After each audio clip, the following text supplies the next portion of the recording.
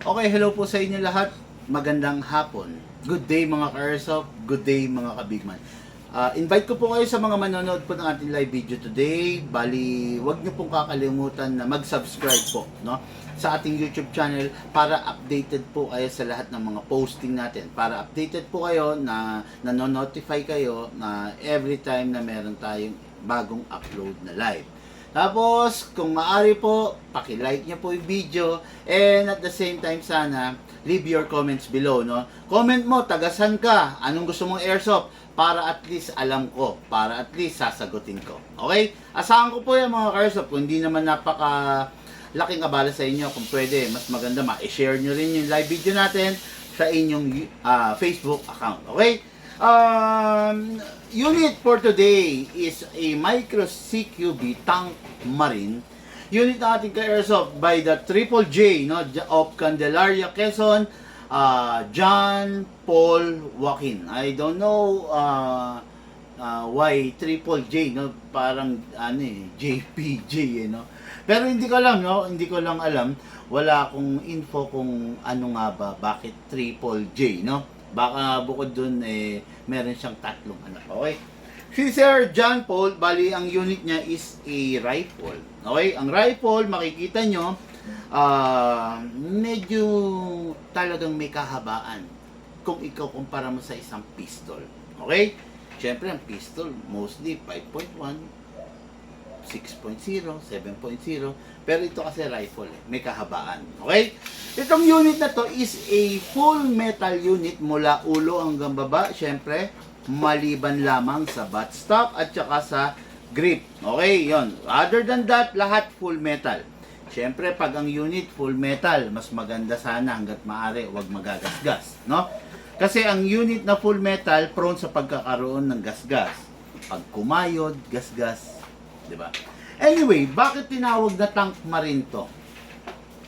Kasi makikita nyo mga ka-airsoft, mukha siyang tangke. Di ba? Hindi ordinary yung ano niya, yung mismong, how do you call this? Yung muzzle niya, no? Hindi ordinaryo, mukha talaga siyang tangke. Then micro CQB kasi mas maliit siya than the CQB version. Okay? Kung mapapansin nyo, sakto lang yung bigat niya, pero yung liit niya talagang maliit lang siya. Okay?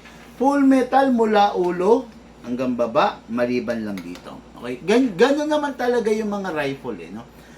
Wala ka naman halos makikita na airsoft rifle na ultimo buttstock is metal, as well as the grip, no? Kaya ginagawang hindi metal ang grip para mas makapit.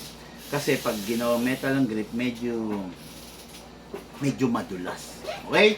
So itong unit na to, mas maganda sana kung merong scope. Pakita natin yung itsura pag may scope. Lucas, pahiram ako ng scope dyan, no? Pakita lang natin, no? Pero yung order kasi ni Bossing is walang scope, pero try ko mag-install.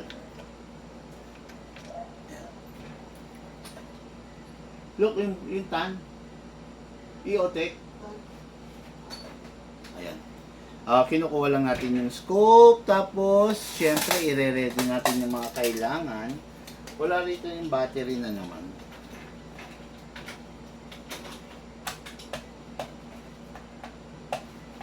O, nandyan. No? Okay, so, scope. Itong scope na to is EOTech holographic scope. Hindi po ito tinatawag na red dot scope, kasi may crosshair siya, no? May crosshair siya. So, merong day mode and may night mode. Maganda tong scope na to. Pakita ko sa inyo mga ka-airsoft, Ayan. Makikita nyo, ayun, no? Hindi po dot yan, ha? Ayan, okay? No, ayan, ha? Yan yung ginagamit pag day mode. Okay, pag night mode naman, ibahin natin. Sana, magpakita ka, huy. Ayun, oh, di ba? Ayun, oh, night mode, okay? Yan yung color green. Pag day mode, dito si switch lang to. Ayun. Day mode, okay? So, ibang-iba siya doon sa nakalakhan natin, pare-parehas na ano. Okay na. Ibang-iba siya doon sa nakalakhan natin na red dot scope, So, holographic scope to, no? Meron ding magnified na scope na ganito, pero I don't suggest na lagyan to ng magnifier kasi maliit lang siya, maiksi lang siya. Sayang yung magnifier, no? So, ito, pasok natin dito. Saan effective yung mga ganitong unit? Saan at kanino? Okay, ako masasuggest ko yung ganitong unit, the best na the best to sa mga seniors. Kasi hindi sila mahihirapang i-maneuver o biruin mo, di ba? Napakadaling i-maneuver nito. Hindi siya ganun kabigat. Talagang hindi mahihirapan yung mga seniors natin, no? So, maganda siya, masarap gamitin, matindi kasi upgraded naman, okay, no? So, yung unit na to is a full metal tulad nga sabi ko, ito. Iyan, okay. Ito yung front side, okay? Kung newbie ka, kung baguhan ka, nasa stage ka pa lang ng familiarization sa unit, I don't suggest na wag kang gumamit ng front side. Maging dependent ka muna sa front side. Okay? Kasi bakit? Yung sight na nakikita mo rito, kailangan ma-synchronize mo papunta rito, papunta sa target mo. Okay? Pag hindi mo na i-synchronize yan, let's say, halimbawa, yung sight dito, kasi pwede magbago yung angle eh. Okay? Pero kailangan i-synchronize mo siya rito, papunta sa target mo.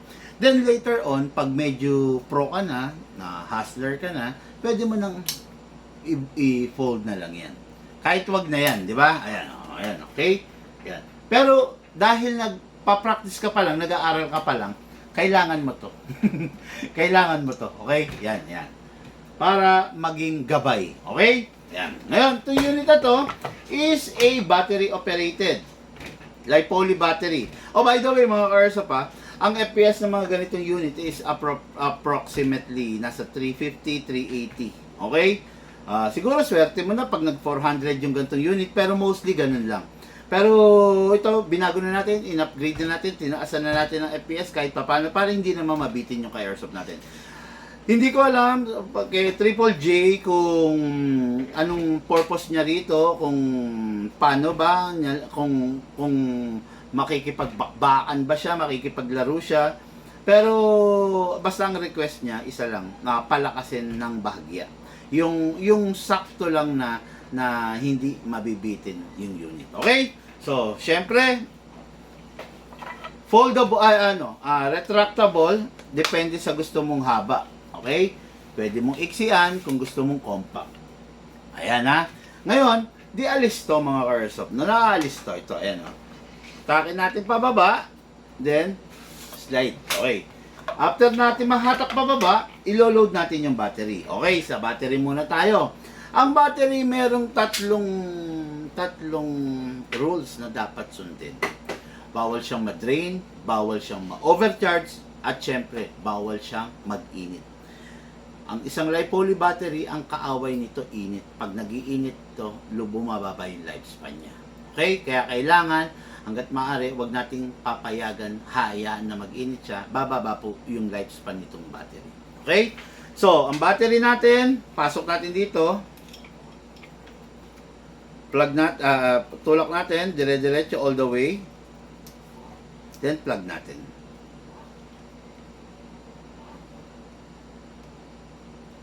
Okay, after natin ma-plug, secure natin yung lahat ng wiring, saka natin ibabalik yung buttstock. Ayan na.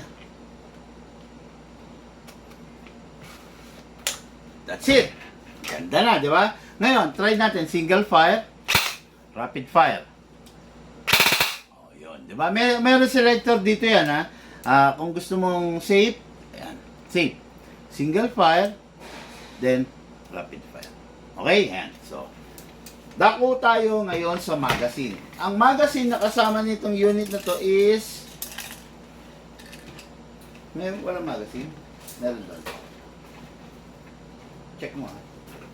Oh, meron. Okay lang. Okay. Sige, ayan na. Okay. Yan ang gamitin ko para makita nila. Ito, ang magazine na kasama nito is a metal magazine, has a maximum rounds of 300 rounds. Binubuksan sa ibabaw, binubuhusan ng bala,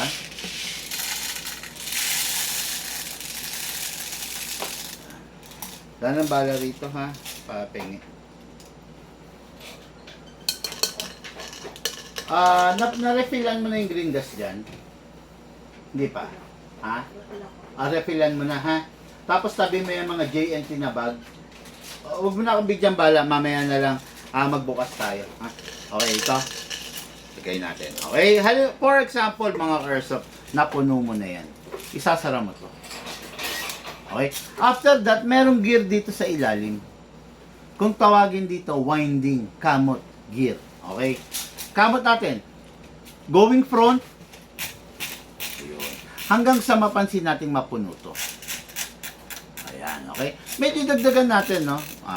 Yung kamot para mas marami yung bala na maipipila. Okay? Ngayon, after that, okay na yan. Nakikita nyo naman, nandyan na yung bala. Okay. Pasok natin sa unit. Ganda ng unit, di ba? Micro CQB, akala mo pang raid, no? Saktong-sakto lang, no? Okay, pasok natin yung unit din, syempre. Sige, okay, daan ka. Wag na nating ikakasa to. Okay? Yung iba kasi na player or airsoft user, kinakasa-kasa pa to. Walang maidudulot sa unit kung ikakasa mo siya. Wala, as in wala talaga. Mas maganda siya kung hindi mo na ikakasa kasi mas tatagal ang buhay niya. Ina-access lang kasi to sa tuwing ikakalibrate mo yung HAPA rubber. Dito located yun. Ngayon, kung wala ka namang gagawin sa HAPA rubber, wag mo na ikasa to kasi pwedeng masira yung unit mo. Then, release mo lang to. Okay? Yan. Maintain na lang natin nakasara to. Mas maganda pag nakasara, syempre, at least, walang papasok na, alam mo na yan, na mga foreign element. Yung kasi ang iniiwasan natin no? Tapos, syempre, ito na. Pasok na natin to. Ay, hindi wag to. Yung magazine, ito, nakapasok na, no? Ngayon, ang rifle kasi, good to go na yan. Pagkapasok mo ng battery, pagkapasok mo ng charger, good to go na yan. Okay? Ngayon, firing po tayo mga airsoft. Firing, single fire. Rapid fire natin, mga airsoft. Medyo iba yung tunog niya, medyo skandaloso siya kasi iba yung muzzle na ginagamit natin, no? So, kung iibahin mo to, actually sa airsoft, yung nakasarapan natitimpla mo yung tunog na gusto mo. Kung ayaw mo ng lagatak, kung gusto mo bass, kung gusto mo medyo tahimik, titimplahin mo siya using your muzzle, no? Kaya lang ito kasi M4 Tank Marine, so mawawala yung pagiging M4 Tank Marine inspired niya, yung parang tangke, kung papalitan pa natin to, no? Yung mga ganitong unit, hindi kasi nasuggest na isuppressor, no? Kasi masyado nang maiksi. So, pag sinuppressor natin to, medyo hahaba siya. Okay? Eh di, kung gusto mo pala ng nakasuppressor, huwag ka nang bumili ng ganitong style. Bumili kayo nakasuppressor na agad. Okay? Again, firing again. Single fire. Rapid fire.